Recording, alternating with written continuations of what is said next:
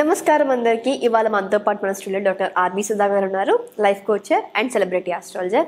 మరి last time మనం September ఫలితాలు చెప్పుకున్నాము. మరి చూస్తుండగానే మనకి అక్టోబర్ కూడా రాబోతుంది. మరి ఈ అక్టోబర్లో ద్వాదశ రాశుల వారికి ఎలా ఉండబోతుంది, ఎంత పాజిటివిటీ ఉంది, ఎంత నెగిటివిటీ ఉంది, ఒకవేళ పాజిటివిటీ ఉంటే ఇంకా సుపీరియర్గా చేసుకోవడానికి ఎలాంటి పరిహారాలు చేసుకోవాలి, ఒకవేళ నెగిటివిటీ ఉంటే నెగిటివిటీని కొంచెం తగ్గించుకొని పాజిటివ్గా ఎలా మార్చుకోవాలో ఒకసారి మేడం అడిగి తెలుసుకుందాం. ఇంకెందుకు లేట్, పదండి వెళ్ళిపోదాం.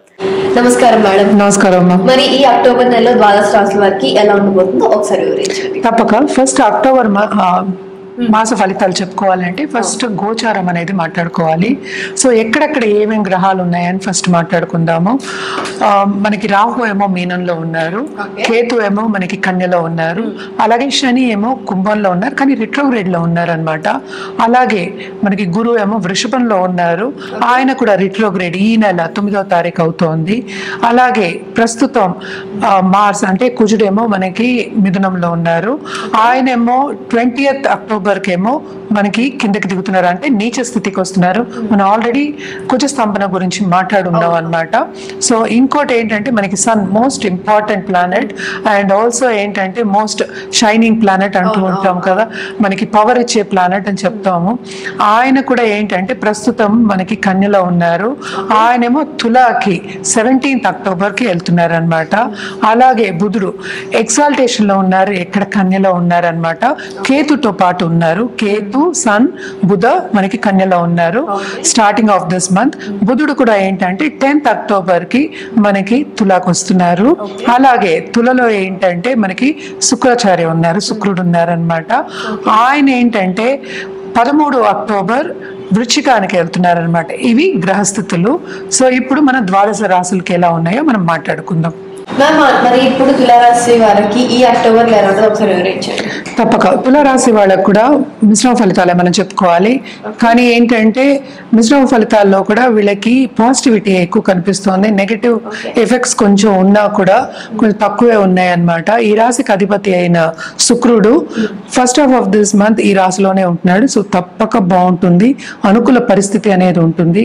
దేంట్లో ఉంటుంది అనుకూల పరిస్థితి అంటే కెరియర్ పరంగా గ్రోత్ అనేది తప్పక ఉంది, విస్తరింపు అనేది ఉంది, ఎస్పెషల్లీ దేంట్లో బిజినెస్ విషయంలో. అలాగే వాళ్ళు చేసే పనిలో ఏం చేసినా వాళ్ళు సక్సెస్ సాధించడం అనేది ఉంటుంది. ఏది ముట్టుకున్నా వాళ్ళు తప్పక కాన్సన్ట్రేట్ చేసి ఆ పనిని ముందుకు తీసుకెళ్ళి సక్సెస్ అనేది తప్పక సాధిస్తారు.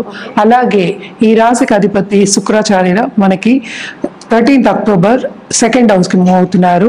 అండ్ సెకండ్ లార్డ్ ఏంటంటే మనకి ఎండ్ ఆఫ్ దిస్ మంత్ ఏంటంటే మనకి 9th హౌస్లో ఎప్పుడున్నారు, 10th హౌస్లో నీచపడుతున్నారు. అయినప్పటికీ వీళ్ళకి కుటుంబ పరిస్థితి అనేది బాగుంటుంది, ఫైనాన్షియల్ విషయంలో వీళ్ళకి అనుకూల పరిస్థితి అనేది ఉంటుంది. అలాగే మనం చూసాము అంటే 12th lord second half of this month ఏంటి మనకి ఈ రాశికే వస్తున్నాడు కనుక ఖర్చు అనేది ఉంటుంది, అటు రాబడి ఉంటుంది, అది పోబడి ఉంటుంది. సో సేవింగ్స్ అనేది కొంతవరకు వీళ్ళు సేవ్ చేసుకోగలుగుతారు. అలాగే మనం చూసాము అంటే కుటుంబ పరంగా అనుకూల పరిస్థితి అంటే దాంపత్య జీవితంలో, అలాగే కొత్తగా పెళ్ళైన వాళ్ళకి అడ్జస్ట్మెంట్ ప్రాబ్లమ్స్ కొంచెం తొలగిపోయి అనుకూల పరిస్థితి, అలాగే ఏంటి సన్నిహితంగా ఉండడం అనేది జరుగుతుంది. అండ్ మనం చూసాము అంటే 6th రాహు ఉన్నారు, అలాగే 12th కేతు ఉన్నారు. అలాగే వీళ్ళకి ట్రావెలింగ్ అనేది తప్పక ఉంటుంది, అలాగే షార్ట్ టర్మ్ ట్రావెల్ అనేది మనకి కనిపిస్తుంది అనమాట. సో ధార్మిక కార్యక్రమాల్లో పాల్గొనడం, అలాగే స్పిరిచువల్ పర్స్యూట్ మీద మక్కువ చూపించడం అనేది ఎక్కువ కనిపిస్తుంది అనమాట. తప్పక బాగుంటుంది, అందుకనే మిశ్రమ ఫలితాలు అని చెప్పాను అనమాట. అండ్ మనం చూసాము అంటే ఇప్పుడు 6th లార్డ్ అంటే 8th లో పడ్డారు. తప్పక ప్రాపర్టీ విషయంలో తప్పక ప్రాపర్టీ కొంటారు వీళ్ళు. అలాగే క్రయ విక్రయాలు చేయడం, అలాగే ల్యాండ్లో డీలింగ్స్ చేసుకునే వాళ్ళు, రియల్ ఎస్టేట్లో ఉన్న వాళ్ళకి ఈ నెల చాలా బాగుంటుంది. సక్సెస్ రేట్ అనేది బాగుంటుందని చెప్పుకోవాలన్నమాట. అలాగే ఈ రాశిలో ఉన్న స్టూడెంట్స్ తప్పక దూరపు దేశాలు వెళ్ళడం, ఆ ఛాన్స్ రావడం అనేది ఉంటుంది. అండ్ ఆల్సో మనం చూసాము అంటే కెరియర్లో విస్తరింపు ఉంది కనుక రీసెంట్గా సపోజ్ ఉద్యోగం ఎవరికైనా మార్పిడి కావాలి అన్న వాళ్ళు కానీ, లేకపోతే ఉద్యోగం ఇంకా ఉన్నత ఉద్యోగం కావాలన్న వాళ్ళందరికీ కానీ తప్పక ఆపర్చునిటీ అనేది వస్తుంది. అండ్ తప్పక వాళ్ళు తీసుకుంటారు కూడా, దూరపు దేశం వెళ్తారు కూడా. ఆ దశలోనే నడుస్తారు కూడా. ఎందుకంటే కెరియర్లో విస్తరింపు చాలా బాగుంది అని చెప్పుకోవాలన్నమాట. ఫైనాన్షియల్ స్ట్రెంగ్త్ కూడా వీళ్ళకి ఇంక్రీజ్ అవుతుంది. అటు కొంత లాసెస్ చూపించినా కూడాను బిజినెస్ పీపుల్ ఎస్పెషల్కి వీళ్ళకి ఇంకా బాగుంటుందనే చెప్పుకోవాలి.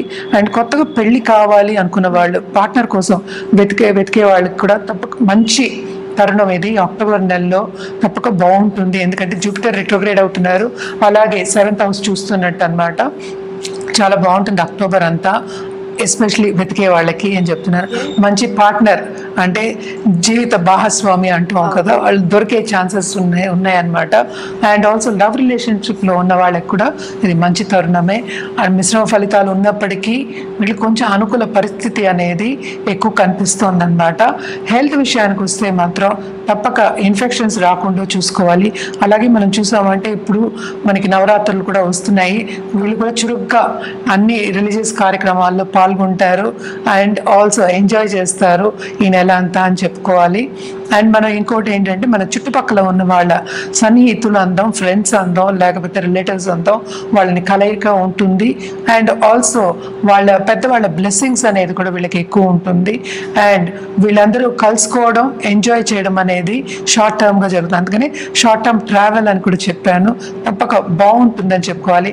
అలాగే రెమెడియల్ మెషర్స్కి వచ్చాము అంటే తప్పక ఫ్రైడే లక్ష్మీ గణపతి పూజ చేయడం కానీ, హోమం చేయడం కానీ చాలా చాలా మంచిది. అలాగే ఫ్రైడే లక్ష్మీదేవికి తెల్ల పువ్వులతోటి, కొంచెం పింకిష్ కలర్లో ఉంటాయి కదా తామర పువ్వులు, ఆ పువ్వులతోటి పూజ చేయడం అనేది చాలా మంచిది. ఎస్పెషలీ 108 తామర పువ్వులు తెచ్చి పూజ చేస్తే చాలా బాగుంటుంది. వీళ్ళకి అనుకూల పరిస్థితి మనం చెప్పాము, అలాగే కొన్ని నెగటివిటీస్ కూడా మనం చెప్పుకున్నాము. సో పాజిటివ్ రావాలి అంటే తప్పక వీళ్ళు పరిహారాలు చేయడం అనేది చాలా మంచిది, ఉత్తమం కూడా. మేడం, మరి ఈ రాశి వారికి పరిహారాలు అంటే ఒకసారి వివరించండి. తప్పక మనం ఏంటంటే జనరల్గా పరిహారాలు చేయాలి అంటే అన్ని రాసుల వారికి మనకి నవరాత్రులు కూడా వస్తున్నాయి ఇప్పుడు. సో మనం జనరల్గా ఏంటంటే శక్తికి పూజ చేయడం అనేది చాలా మంచిది. అలాగే ఏంటంటే ధర్మక్షేత్రాలు సందర్శించడం ఈ టైంలో చాలా చాలా మంచిదన్నమాట. అండ్ శక్తి పూజలు అంటే ఏంటంటే దుర్గాదేవికి ఎస్పెషలీ పూజ, దసరా వస్తుంది. అండ్ ఆల్సో నవరాత్రులు కంటిన్యూ 10 రోజులు మనకి. సో నవరాత్రులకి ఏంటంటే ఈ టైంలో తప్పక ధర్మక్షేత్రాలు కానీ పుణ్యక్షేత్రాలు కానీ దర్శించుకోవడం చాలా చాలా మంచిదన్నమాట. అలాగే ఏంటంటే గుళ్ళకి వెళ్ళడం కానీ, టెంపుల్స్కి ఎస్పెషలీ వెళ్ళి పూజలు చేయించుకోవడం వెరీ వెరీ ఇంపార్టెంట్ అన్నమాట. అంటే ఏంటి, మనకి దుర్గాదేవికి ఎప్పటికైనా సరే, ఎందుకంటే ఎప్పుడు మనం ద్వాదశ రాశులకి మిశ్రమ ఫలితాలు చెప్పుకుంటాం, కొంతమందికి బాగుంటుంది, కొంతమందికి బాగుండదు. కనుక ఎప్పటికైనా ఉగ్ర రూపానికి మనం పూజ చేసుకుంటే తప్పక, అంటే దుర్గాదేవి అంటే కొంచెం ఉగ్ర రూపానికి పూజ చేసుకుంటే చాలా చాలా మంచిది. Especially on Tuesdays and Fridays అన్ని రోజులు చేయొచ్చు, నిత్యం పూజ చేయొచ్చు, ఎవరు వద్దంటలేదు. తప్పక చేయడం అనేది చాలా చాలా మంచిదన్నమాట. ఎందుకంటే మనం కుజస్తంభన గురించి కూడా మాట్లాడుకున్నాం. కుజుడు అనేది ఏంటంటే చాలా ఇబ్బంది పెడతాడనమాట 2 విషయాల్లో. ఒకటేమో ఏంటంటే కరేజ్ లేకుండా, అంటే అన్ని స్తంభించిపోతాయి, అంటే తొందరగా పని చేయలేకపోతాము, అదొకటి. ఇంకోటి ఏంటంటే మనకి దాంపత్య జీవితం, ఇంటర్ పర్సనల్ రిలేషన్షిప్లో కూడా ఇది జరుగుతోంది. సో ఆల్మోస్ట్ 8 నెలల వరకు మనకు కుజస్తంభన ఉంది. ఎవరికైనా కావాలంటే వెనక్కి వెళ్ళి మనకి కుజస్తంభన గురించి వీడియోస్ చూసుకోవచ్చు. ఈ దానికి ఎస్పెషలీ మనం దుర్గాదేవికి ఎర్ర పువ్వులతో పూజ చేయడం అనేది వెరీ ఇంపార్టెంట్ అన్నమాట. అలాగే ఏంటంటే శక్తి పీఠాలని దర్శించుకోవచ్చు, చాలా చాలా బాగుంటుంది.